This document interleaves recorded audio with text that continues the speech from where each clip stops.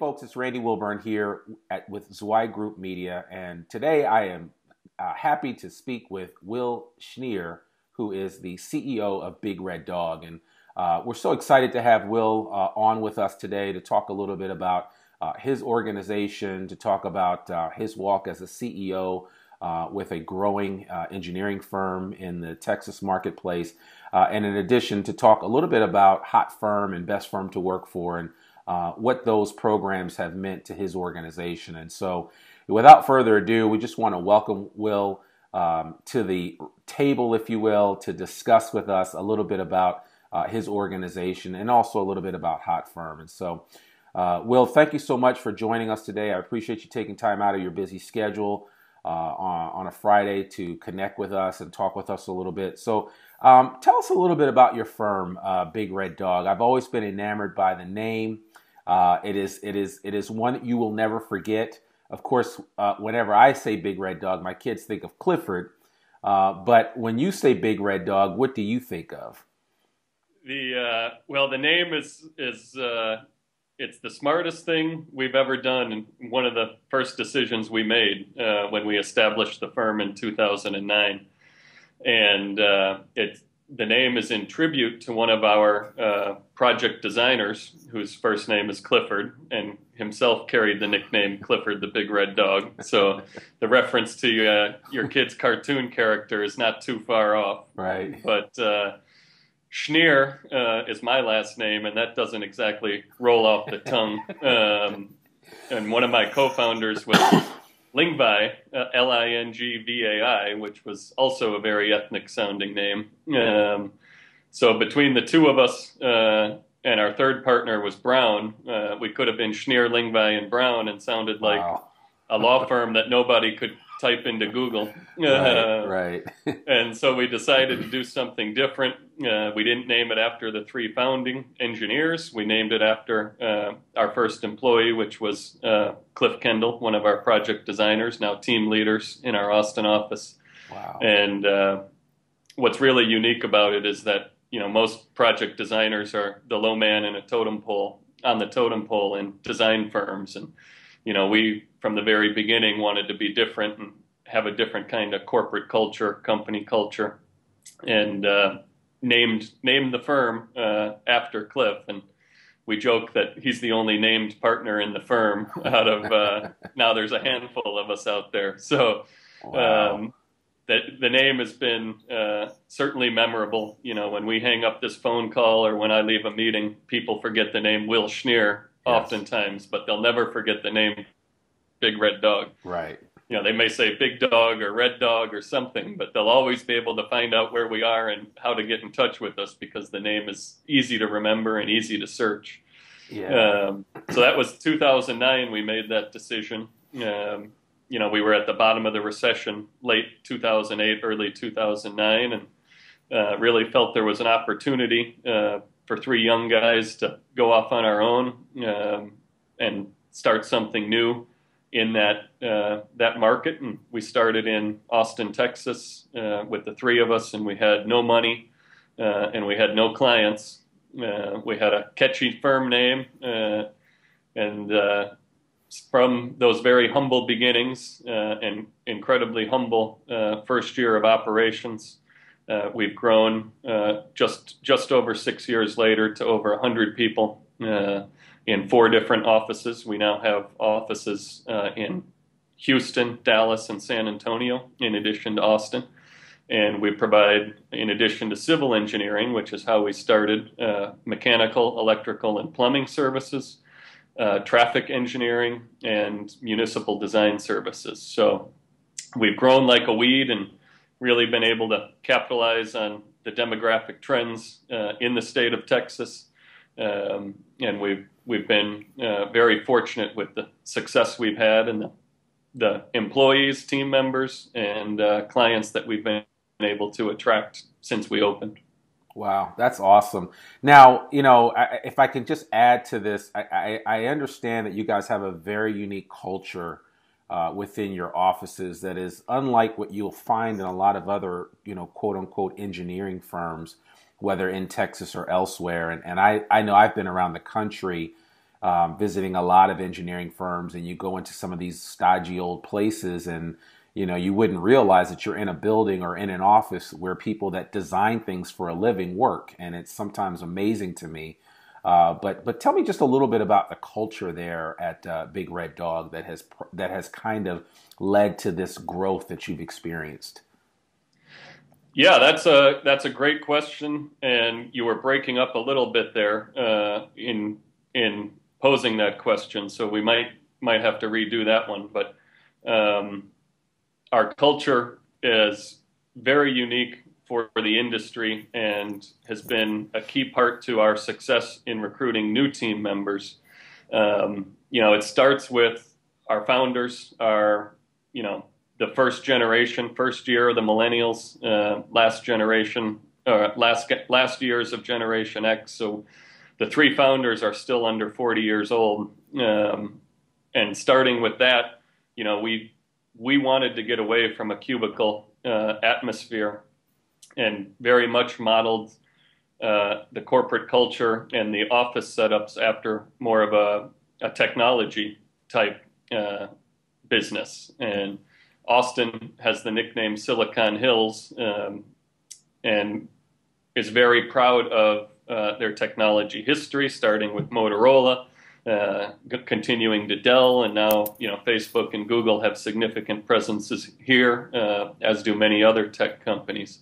So we were able to model our company, our culture, after those type of companies, and it starts with an open office environment. Everybody is sitting in an open atmosphere and able to collaborate directly, including myself. Nobody has a walled office at our company in any of our offices. We talked about the name earlier, but everything is branded. The office walls are branded. We have clothing, we have hats, we have coffee mugs, pint glasses. The water bottles are branded, and it extends to how we treat our team members. Every office and every team gets to set their own office hours. Some people like to work 7:30 to 5:30 4 days a week, and 7:30 to 11:30 on Fridays. Okay. So they always have a half day Friday. And other offices choose to work 8 to 5, and we give them that freedom to set those office hours, and the people who are working in those offices really appreciate that they're not judged by how long they're sitting in their chair. And then, we could take it a step further. We pretty consistently have catered lunches in the office, which is consistent with a lot of those technology companies that Right. Serve their team members lunch in the office and keep them in the office and talking with each other and collaborating, and saving them the money to have to go out and buy their own lunch. And it just kind of builds on itself. You start attracting people who like that atmosphere. They tend to be very collegial and fun and outgoing, and that attracts more of the same. So by and far, one of our largest selling points for prospective team members or prospective clients is to walk them through our office, let them get the feel for how we operate, and it either hits the nail on the head and they're in love at first sight, or they know that this isn't the place for them and they need to keep looking. And Right. fortunately for us, we've attracted an excellent team and client list, and it's not due to my sales efforts or the sales efforts of any of our principals or office leaders. It's really due to the way that the office operates, and that starts at the bottom and extends to the top. And it's very much an open atmosphere in that regard. Wow. Well, with that said, I mean, it certainly that really resonates with me. I'm just curious to know if you see a trend happening in the industry where more firms are moving towards this. Are you starting to see maybe some of your competitors adopt some of the ways and practices that you guys have instituted from the beginning, for the most part, or is it still business as usual, maybe in your neck of the woods there in Texas? Both. When we started in '09, I mentioned we didn't have any money. So how we marketed ourselves was through social media channels, LinkedIn, Facebook, and Twitter being the primary ones. And more importantly, through our blog, which we also brand, and it's called the Big Red Blog. And we have multiple blog posts each week. And it's really funny looking at it 6 years on, almost 7 years on. In 2010, several competitors snickered at what we were doing and joked that, you need to know your audience. Your clients aren't on the internet. They're not reading this stuff. Why are you wasting your time? And then, we started growing and we started taking off. And, 4 years ago, you started seeing them start to get social media accounts and Right. Try to start a blog. Many of them have been unsuccessful. And because it really, the leadership has to drive that stuff. You can't, appoint it to a marketing department. The leaders have to be fully engaged in your marketing efforts. And, 3 years ago, you started to see websites get redeveloped to, have more information and feature their team members and their projects a little more than some of those plain and traditional looking websites.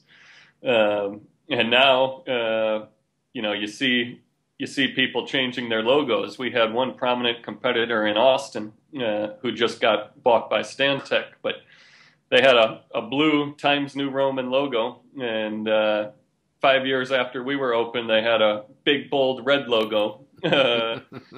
And trying to play a little bit of catch up, and Right. ultimately No they pun solved that intended. problem by selling the firm. Right. Well, Will, I got to ask you about the name Big Red Dog, and I know that that for a lot of people it might seem strange, but just tell me what that has meant, not just to you, but to your employees, as well as to the market at large that you deal with from an engineering standpoint. Very, very intrigued to hear about the name. You've talked about how the name came about, but I'd love to find out a little bit more about just about how it's impacted you from a brand standpoint. It's had been very positive from a branding standpoint.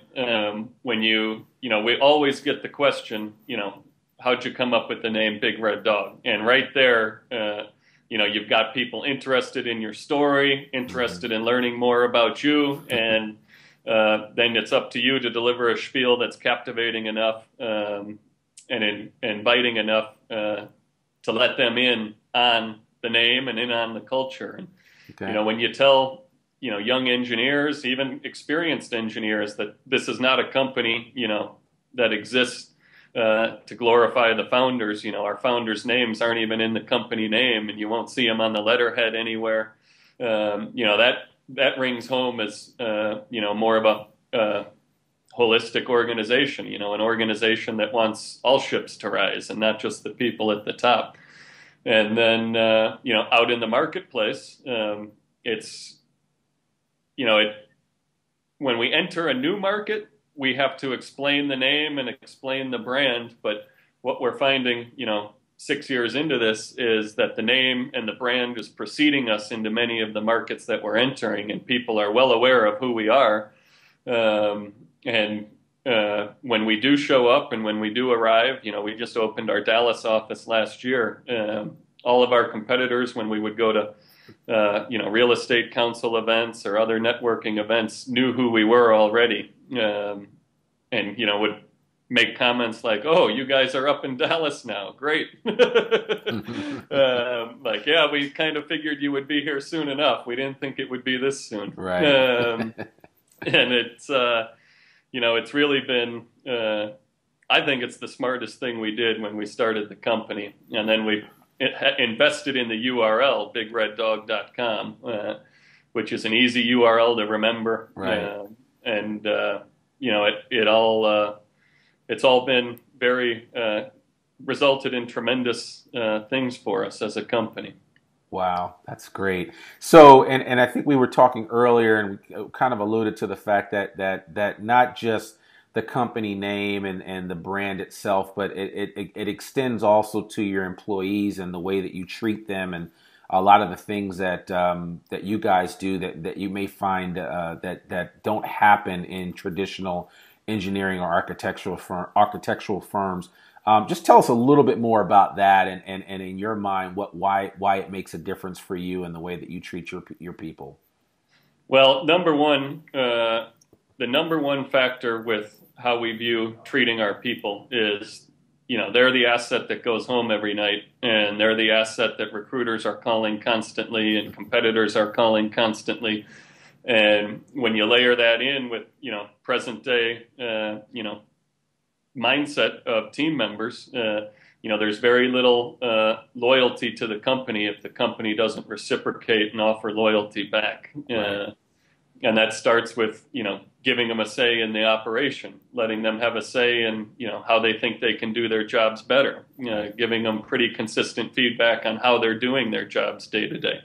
Especially among the millennials, they're less motivated by money. They want feedback. They want to know how they're doing. They want to have a say in the operation. And we're the same way. We were frustrated about not having a say and being kept in the dark when we were at our previous firms, which were very good firms in their own right. But, when we started the firm, we had to do something different to attract talent. When we were 4 people, how are we going to get the 5th person to a company named Big Red Dog that doesn't have much work to do, without being able to offer them some benefits in that regard.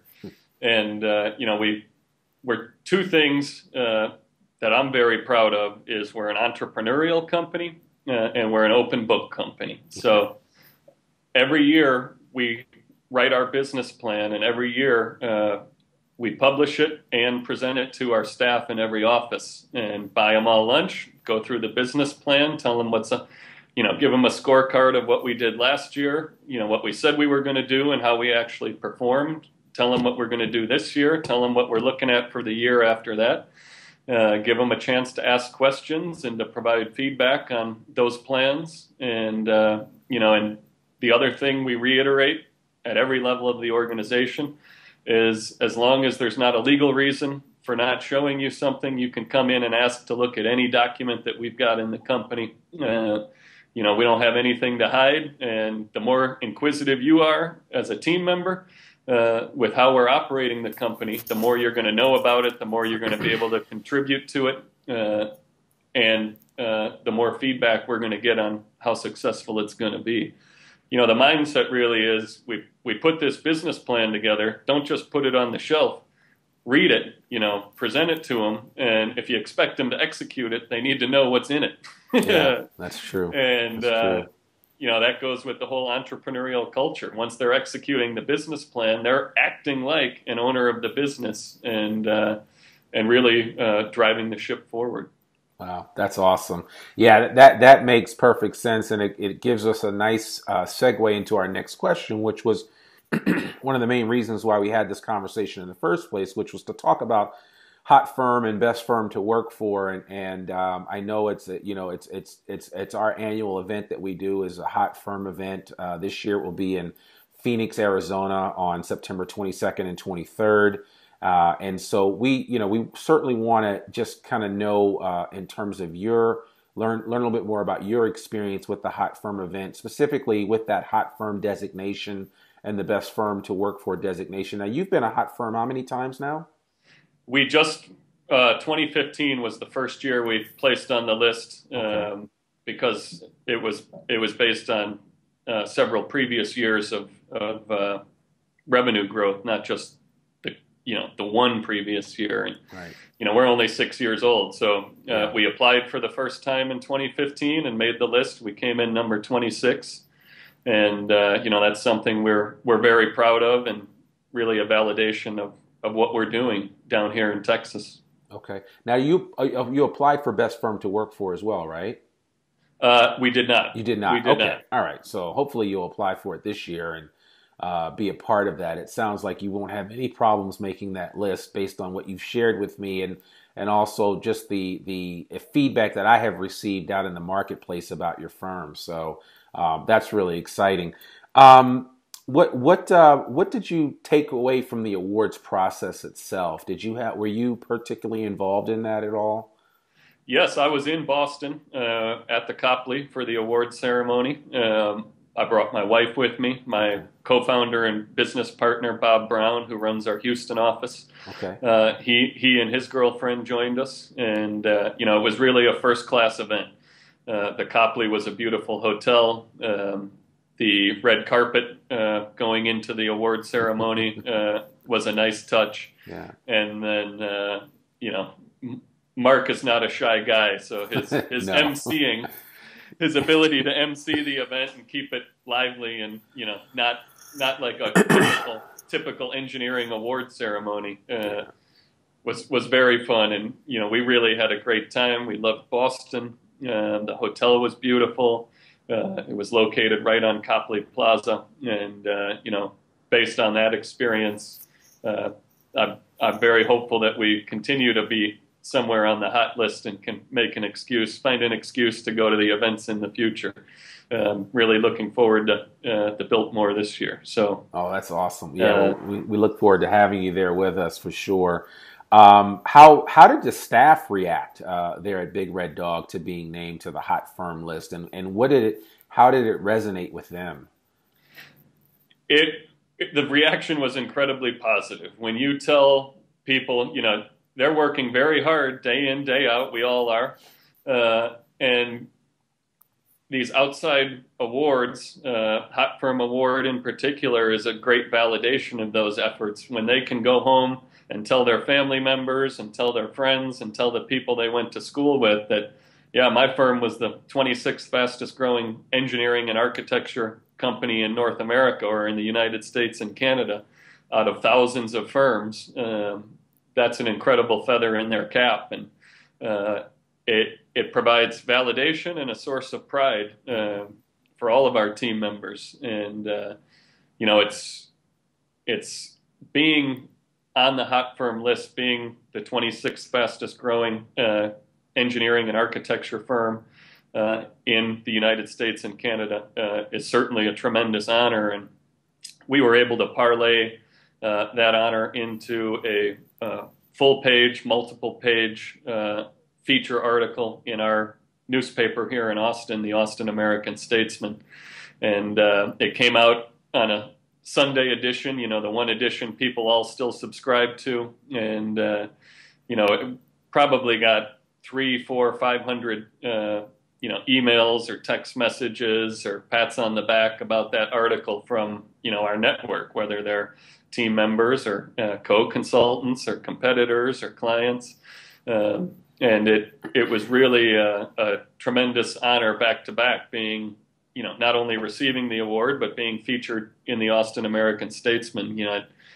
You wake up on Sunday morning, and it happened to be my birthday. It came out October 11th. Oh, nice. So I woke up, my wife had breakfast ready, and then I showed her our company in the paper, and it was really a hell of a way to wake up on your birthday. Absolutely. Absolutely. I'm sure you have that article framed somewhere in the office. So there's one of them there. Yeah. So yeah, that's cool. That's very cool. Well, that's great. That's a great story. And that was actually, you beat me to the punch, because that was my next question, which you've since answered, which was what was the success or an outcome that you experienced because of the hot firm designation. And so getting that local press, I'm sure, has helped quite a bit.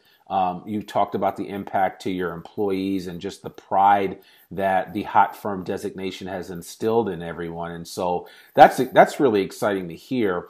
I'm going to go and I'm going to end up with this one question, just which I think will be really interesting for other young engineers and architects to hear from someone like yourself that has had a fair amount of experience at a young age.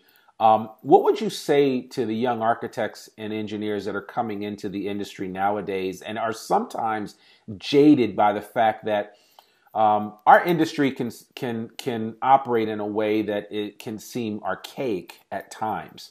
How would you encourage them to kind of step out of their comfort zone the way that you did back in 2009, and possibly initiate something different, something exciting, something new, like a Big Red Dog or something along those lines? What would you say to encourage those young engineers and architects that are just coming into this industry now? Number one, know the position you're in. One of the things I tell our folks all the time is American universities are graduating fewer and fewer engineers every year.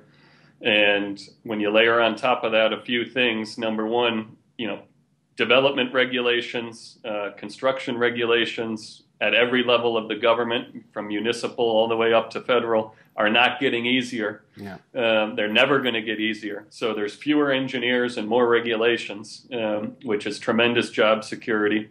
And for us in Texas, you put on top of that the icing on the cake of 1,000 people a day. 1,000 people every day are moving to the state of Texas. And 8 out of 10 of those are moving to the 4 places where we have a significant presence: Austin, right, Dallas, Houston, and San Antonio. Yeah. So, one other thing that they really need to consider is, what they perceive as an archaic industry is very much an industry in transition. The engineering firm leaders who are in their 50s and 60s and 70s, have done a tremendous job building and leading their firms ever since they've been in those positions. And not to take anything away from them, because they've been my mentors, they've taught me the business. But you look at, most firms in our industry today, between the 35-year-old guy and the 60-year-old guy, there's not that many people in the organization, particularly in Texas. The savings and loan crisis and bank failures of the 1980s really hollowed out a whole generation and a half of potential leaders in engineering firms. So right, the transition for a millennial or a Generation X type employee to step into a leadership role they don't have to wait 10 or 15 or 20 more years. They can do it right now. Right. And there's a whole lot of these guys that don't have a succession plan, don't have a transition plan for their firm. And if you've got the skill set and the desire to step up and be that transition plan and start to take over some of the leadership responsibilities, it's a golden opportunity, whether you're 24 years old and right out of college, or 34 years old and have 10 years of experience. And then think about who your clients are. Your clients' organizations are facing the same thing. They have, 40 or 50, 60, 70-year-old guys, and they have a bunch of 20 and 30-year-old guys, and there's no one in their 40s really running those organizations. So their next generation is going to be looking to the next generation of consultants to service their projects in the future. So there's a confluence of factors from, number of people graduating, regulations, population growth, and the hollowing out of that kind of middle management period in these companies that, it won't be a stodgy, archaic type industry for very long. Yeah. And we're experiencing, Moore's Law, we're experiencing the fastest pace of change in technology of any generation before us.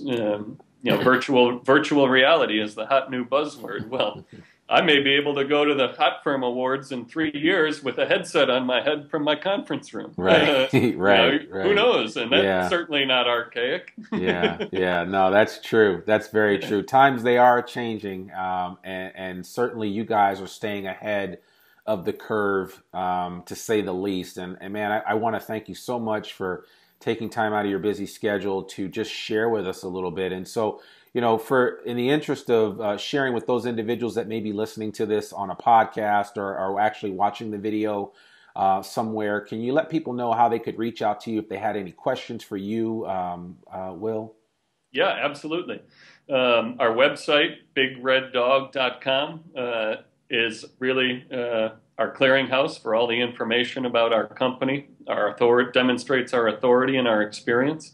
And then personally, my email address is Will, Will, will.schnier, SCHNIER, at bigreddog.com. And I'd love to hear from folks if they want to know more about us, or if they're interested in joining our firm or working for us, or just looking for some advice on what they're doing. And every time I have a conversation, whether it's with you, Randy, or with a potential employee or a potential client, I learn more. I learn more about our industry, and I get more effective at what I do. And I would encourage anybody who's thinking about reaching out and getting in touch with us to do so, because I really appreciate the conversation and the connection and what you can teach me. Wow. Well, thank you so much, Will. I really, really appreciate this. I want to thank everybody for listening to this video or podcast, depending on what format you're listening to this in. Certainly want to encourage you guys to take part in the 2016 Hot Firm, Best Firm to Work For event that will be taking place at the Arizona Biltmore Hotel in Phoenix, Arizona, and that will be September 22nd and 23rd. It is going to be an outstanding event, and if you're in the engineering or architectural space and the design community as a whole, and you want to be a part of something special, please come out and join us. You'll be able to find out more information about that at zweiggroup.com. Once again, this is Randy Wilburn for Zweig Group Media. Thanks again for listening in, and thanks for hearing from our special guest today, Will Schnier, and all the amazing things that they're doing at Big Red Dog. I hope you have a great day, and I will talk with you soon.